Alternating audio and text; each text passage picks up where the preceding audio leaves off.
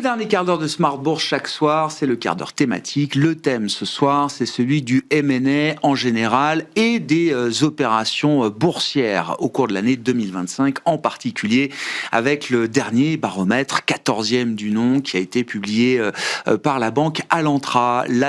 Un des associés gérants de la banque Alantra est à mes côtés en plateau, Olivier Guignon. Bonsoir Olivier. Bonsoir. Merci beaucoup d'être avec nous pour nous apporter effectivement la substance du travail que vous faites depuis des années, qui vise à recenser et à analyser les offres publiques déposées en France. On parle bien sûr de l'année 2025, alors qui restera dans l'histoire, j'imagine, pas forcément pour de bonnes raisons, qui restera dans l'histoire par la faiblesse justement de la dynamique d'OPA et d'offres publiques en général qu'on a pu constater. Tout à fait, c'est sans doute le nombre le plus bas d'OPA jamais enregistré en une année. On a 21 OPA qui ont été annoncés, 19 déposés. Les belles années, c'est plutôt 40. Donc on est passé vraiment par une division par deux. L'année dernière, on était à 30 OPA. L'année d'avant, je veux dire, avant 2025. Et donc on a une baisse de près de 30%. C'est du jamais vu.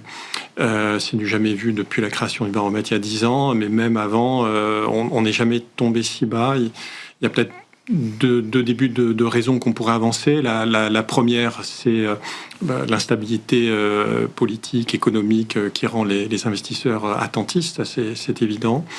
Et puis un renchérissement de la bourse aussi, puisque quand même le CAC 40 et le SBF 120 en 2025 sont appréciés de l'ordre de 10%. Et donc ça a renchéri les valeurs. Et du coup, peut-être le gap que l'on pouvait constater entre le non-coté et le coté, c'est peut-être resserré. Et donc, les investissements ne sont pas faits forcément sur le coté comme on pouvait l'envisager les années précédentes. Ouais, on voit d'ailleurs les primes médianes ou moyennes sont plutôt en baisse. Les primes qui sont proposées par les acquéreurs. Elles sont en baisse de l'ordre de 10%. Ouais. 10%, là où le SBF et le CAC 40 font plus 10, donc quelque part une stabilité quelque part des primes. Alors ça s'explique aussi la baisse des primes par la nature des offres publiques qui ont été proposées majoritaires, qui sont des offres publiques dites de fermeture. C'est des offres publiques où l'initiateur soit a déjà le contrôle de la société et ne vise qu'à aller chercher le retrait de la cotation, soit a déjà 90% du capital et des droits de vote avant de lancer son offre publique, et il sait qu'il ira au retrait quoi qu'il arrive. Et dans ce cas de figure, il n'a pas besoin de proposer des primes très significatives parce qu'il sait que le retrait est acquis. Et il y a eu une part significative d'offres publiques dites de retrait allant au retrait obligatoire, ce qui est une petite nouveauté de cette année. Et le retrait reste l'objectif dominant de ces opérations. Absolument. On l'a vu à chaque fois qu'une intention de retrait est manifestée, c'est-à-dire à peu près dans 70-80% des cas, plus de 80% des cas, à ce moment-là, va au retrait, effectivement. Donc, ils se donnent les moyens, les initiateurs, lorsqu'ils lancent une offre, d'aller au retrait. Et c'est vrai que l'initiateur soit financier ou industriel, Olivier ? Absolument. Ça a toujours été les mêmes raisons historiques, c'est-à-dire les contraintes de la bourse, le coût de la bourse, la publicité que ça renvoie vis-à-vis de la concurrence. On n'aime pas forcément transmettre ces chiffres à ses concurrents. Le coût homme que ça représente. Tout ça fait que lorsqu'on se lance dans une opération de cette nature, autant aller au retrait, définitivement. Donc c'est à part quelques exceptions de type d'offres publiques de rachat d'actions, qui sont des offres limitées, ou des offres publiques en titres et en actions, où on vise à se fusionner avant toute chose, et après on se retire éventuellement. Ce qui peut parfois limiter le retrait, c'est... On l'a vu encore cette année, c'était vrai les années précédentes, mais encore cette année, c'est ne pas tomber dans cette espèce de surenchère de la prime. C'est dire, oui, j'ai envie de lancer une offre publique, oui, j'ai envie d'aller au retrait, mais je ne veux pas tomber... Il faut que je reste discipliné. Exactement. Ouais. D'abord, je reste discipliné, ça c'est qu'apporte la bourse. Mais je ne veux pas être à la merci d'un maître chanteur qui détient un bloc minoritaire qui me dirait, attention... Pour aller au retrait, il va falloir d'abord acheter mes actions. Et un certain initiateur dit très bien, mais moi, je vais prendre dans ces cas-là le contrôle de la société. On laissera passer un certain temps. et puis vous verrez que vous me céderez votre bloc et on ira au retrait dans un deuxième temps avec une prime que j'estime raisonnable. Et on a eu comme ça des opérations dites en 2 temps qui ont lieu cette année. Très intéressant. Voilà.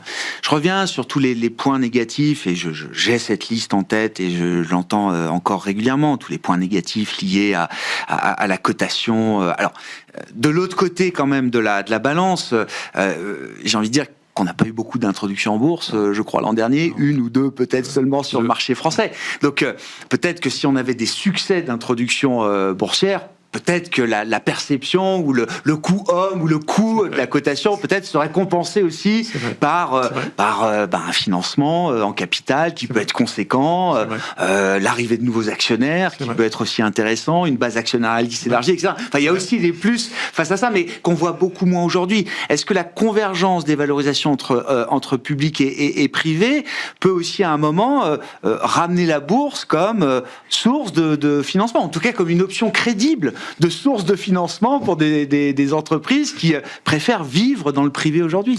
Oui, elle reste une option, de toute manière, pour le financement. On le voit d'ailleurs dans nos deals de M&A, lorsqu'il s'agit de prévoir la liquidité d'un investisseur, il y a des clauses de rendez-vous au bout de 3, 4, 5 ans, et puis au bout de 5, 6 ans, si on n'a pas réussi à se retrouver sur une valeur, une sortie, un nouvel investisseur, eh bien la bourse reste une option pour aller liquider la participation. Donc elle le reste, ça c'est sûr. Le point quand même que l'on voit historiquement, c'est qu'un certain nombre de sociétés ont été cotées et n'auraient jamais dû être mises en bourse. On le voit notamment sur les secteurs de la biotech, qui sont des sociétés, qui ont beaucoup... On paye les erreurs du passé. Et on paye un peu les erreurs du passé. On paye un peu les erreurs du passé. Parallèlement, les financiers, eux, ont encore beaucoup d'argent. Les financements sont là. Et donc, chercher du financement, la bourse n'en a plus le monopole, et de moins en moins. Et donc, quand même, cette concurrence est toujours là. Et encore une fois, un certain nombre de sociétés cotées n'auraient pas dû l'être. Et donc, ce qui rend cette année, en tout cas, plus difficile l'attractivité de la bourse. On a besoin de totems. Il faut des totems boursiers, des introductions en bourse qui fonctionnent, qui marchent sur la durée et qui puissent embarquer tout le monde. Tout à fait. Les Américains y arrivent sur d'autres ampleurs. On le voit, l'actualité, ça en fait les échos. Je reviens au baromètre 2025. Comment se répartit effectivement l'initiation de ces œuvres publiques entre investisseurs, enfin entre financiers et industriels? Est-ce que c'est une proportion qui reste à peu près stable dans le temps, là aussi? Alors, les financiers augmentent régulièrement. Et on arrive presque cette année à une égalité, 50% d'initiateurs qui sont des financiers, 50% des industriels. Donc les financiers augmentent régulièrement. Ça, c'est vraiment une tendance très forte et je dirais très marquée depuis le Covid. Les financiers ont été de plus en plus éduqués à la bourse, ont vu au moment du Covid que les deals ne s'arrêtaient pas sur le boursier, puisque la bourse tournait toujours, alors qu'ils étaient allés penser d'abord leur participation privée. Et donc, ils sont allés vraiment sur la bourse ces 5 dernières années. Et ils sont très bien éduqués, ils réagissent très très vite, et ils comparent leur cible cotée et leur cible non cotée. Et il y a quand même, dans un certain nombre de cas, encore, la bourse, même si elle a été appréciée cette année 2025, des valorisations boursières insuffisante par rapport à des paires non cotées. Et donc, les financiers continuent. Oui, c'est ça. Il y a plus de prime à la liquidité. Il y a une prime à l'illiquidité aujourd'hui.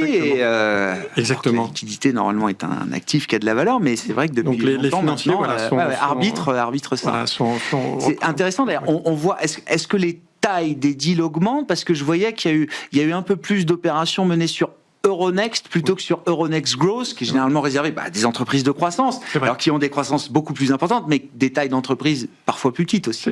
C'est vrai, c'est un des éléments marquants de cette année, alors que les opérations sur Euronext Growth avaient beaucoup cru ces 2-3 dernières années, cette année elles sont en régression. Alors là, on peut voir peut-être deux explications. La première, le renchérissement de ces valeurs moyennes avec le SBF qui s'est apprécié également de 10%. Et ce qui était quand même un atout principal de Euronext Growth, c'est que les valeurs étaient assez bon marché. Donc elles se sont quand même renchéries, ça peut être découragé certains investisseurs. l'attentisme politique économique fait que aussi, lorsqu'on se lance dans un investissement, on se lance peut-être là aussi sur des investissements plus significatifs qui ont été mûrement réfléchis, dont on se dit de toute manière la conjoncture va peut-être pas changer jusqu'aux élections présidentielles, donc c'est pas, on y va, et on le voit sur des deals très emblématiques, Verallia, Neoen, enfin des deals très importants en 2025. Et c'est vrai que Euronext Growth, cette année, en a souffert et est en nette décroissance. Ouais, j'ai pas cité, mais je le cite vite, quelques deals, effectivement. Alors, toujours très concentré. Alors, la tech, bien représentée. On dit qu'on n'a pas de tech, mais il y a quand même de la tech. Il n'y a pas qu'une seule technologie. Il n'y a pas que l'IA, mais Balio, Prodware, Believe, qui ont été effectivement des cibles importantes l'an dernier. Et puis, dans l'industrie, c'était Legrand sur Cogelec. C'est ça aussi, une opération industrielle sur le marché. Comment on réfléchit aux perspectives 2026, Olivier? Est-ce que c'est possible de faire moins que 20 opérations, ou est-ce qu'on se dit quand même que c'est un plancher solide là? Non, je pense que c'est un plancher. Je pense qu'on peut pas descendre en dessous de ça. D'abord, nous, on le voit dans nos opérations qui se trament, qui se préparent. Ça paraît vraiment très difficile de descendre en dessous. Ensuite, il y a quand même un nombre de sociétés cotées en France qui est très significatif. Il y a plus de 800 sociétés encore cotées.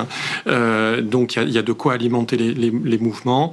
On retrouve toujours, je pense, ces secteurs qui drivent les opérations, que ce soit au côté ou non côté. La tech est très présente dans les opérations, le médical, d'une manière générale, que ce soit en côté ou non côté. Donc ça, on les retrouvera. Et puis, encore une fois, ce plancher de 20 offres est vraiment très très très très faible. Historiquement, ça ne s'est jamais vu. Ça montre bien l'absence de dynamique qu'on a eu effectivement au cours de cette année 2025. Oui, et puis ça traduit une économie qui était un petit peu en berne d'une manière générale. Et la bourse ne fait pas exception à la règle. Climat un peu particulier, on va le dire comme ça. Merci beaucoup, Olivier. Olivier Guignon, merci d'être venu détailler les résultats de cette 14e édition de ce baromètre Alantra consacré aux offres publiques sur le marché français en 2025. Vous êtes associé gérant d'Alantra. Olivier Guignon était notre invité dans ce dernier quart d'heure de Smart Bourse ce soir.